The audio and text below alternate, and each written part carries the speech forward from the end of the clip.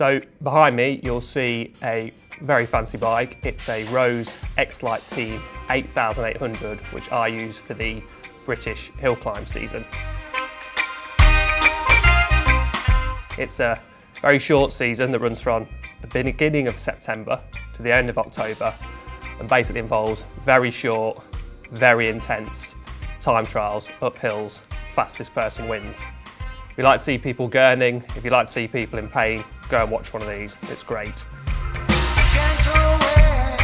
Riding uphill extremely fast is all about minimising weight while maximising power. You don't need to worry about comfort, you don't need to worry about braking. And as you can see with that one behind me, it's got a few very interesting mods that have made it as light as we could possibly make it. The first port of call when we were building up our extremely lightweight hill climb bike was the frame and fork.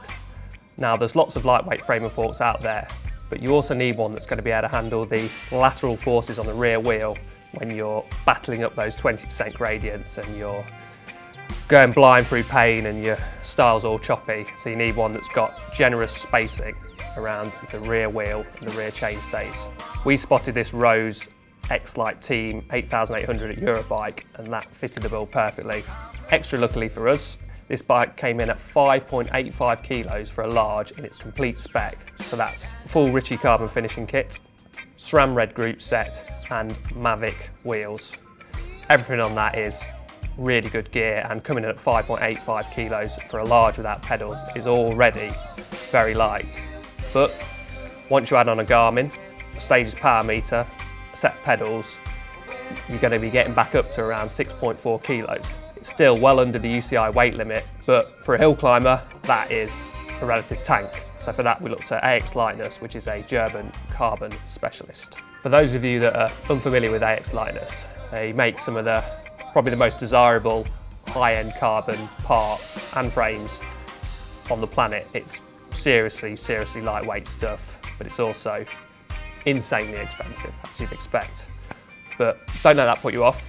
I'll try and give you some numbers which might go some way towards justifying the cost. I'll start with the wheels. They're AX's U28C wheels, so they're clinchers. They weigh just over 1,000 grams for clinchers.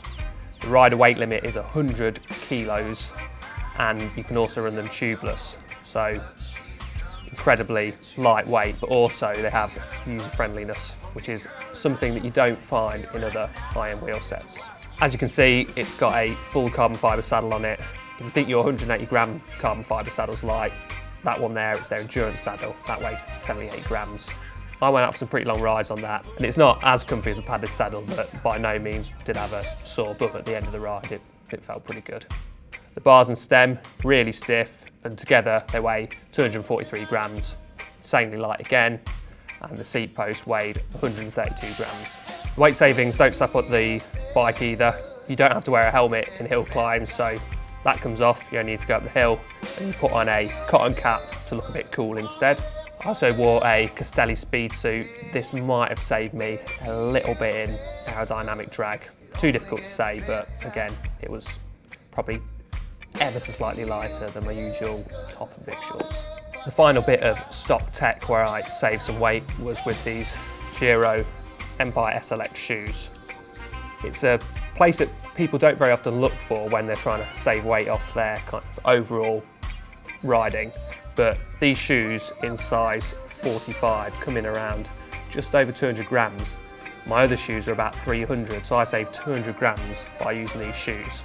Some people think you might have a problem with the laces, but these are incredibly secure, lightweight, comfortable, and they're definitely some of the best shoes I've ever used.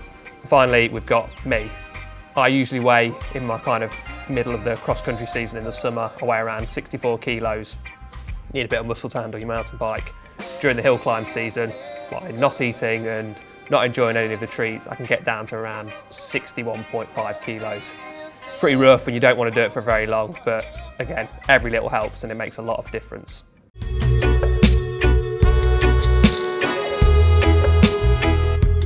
So after fitting all the fancy carbon bits from AX Lightness, we had the bike down to 5.8 kilos. Now we're looking into the small modifications that are very hill climb specific to get it down to its final racing weight. Riding uphill, unless there's a big downhill section, which is very rare for British hill climbs, you don't need the big ring. That goes straight away. That's around 100 grams. With no big ring, you don't need a front derailleur, so that comes off as well. That's another 85 grams. Same goes with the cable and all the inners for the front derailleur. Off it goes. Without a big ring, you've only got the small ring to worry about, so you also want to take a few links out of the chain. This just keeps the chain a little bit tighter and prevents it from slipping off during a gear change or a little bump on the road when you're racing. And obviously it saves you a couple of grams every day helps. Riding uphill extremely fast for 3 minutes until you go blind with pain, you don't really worry about how comfortable your hands are going to be. Bar tape is pretty heavy at 38 grams, so that comes straight off as well. You're normally just on the hood, so it doesn't really matter. So now I had the bike down to its final racing weight of 5.45 kilos. Super, super light, and that's as light as I was dared kind of go.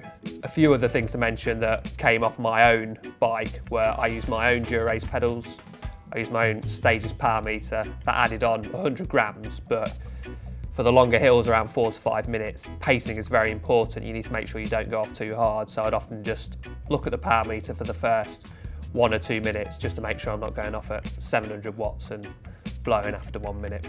So with bike, rider and components shed of all unnecessary weight, how did I get on? Throughout the season I had some of my best ever results. I was also training harder than ever and regularly putting out record power figures during my training, but the importance of that last kilo save can't be underestimated. A very rough estimate is that a kilo saved on a pretty steep 3-minute climb will save you around 1.5 seconds, which doesn't sound like much for all the effort I went into to save that weight. At the sharp end of these races, 1.5 seconds could be the difference between the podium or a win and 10th place, so it's really tight at the top and it shows how much difference saving those last few bits of weight makes. Although all the weight saving does come at a cost, this bike was not comfy to ride. It was very, very harsh because I had the tyres pumped up so high, no bar tape. The carbon seat was okay, but it still felt a bit rattly when I'd lost all the weight and just had skin and bones rattling on the seat. So it wouldn't be a bike you'd ride every day in its final racing spec form, but add on some bar tape, put on some more comfier tyres, some 25mm tyres, and then I'll be happy to ride that bike every day. One thing's for sure, it was an incredible experience to be able to ride that bike, all those high-end bits. I'll be sorry to see it go, and I probably won't ride a bike that nice for a considerable amount of time.